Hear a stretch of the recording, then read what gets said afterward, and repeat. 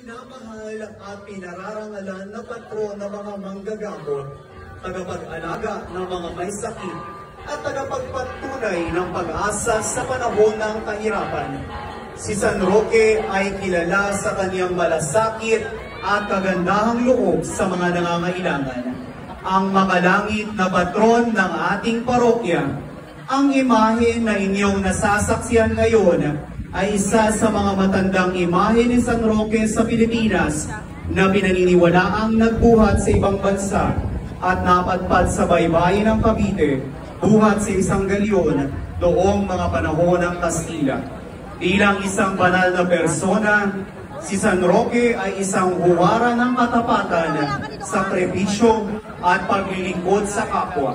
Sa kanyang pag-aalay ng tulong at pag-asa sa mga may sakit, ipinakita niya ang halaga ng pag-aalaga at malasakit sa mga pinakanangangailangan.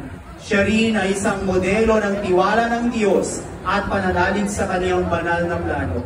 Si San Roque ay isang tanglaw at patunay ng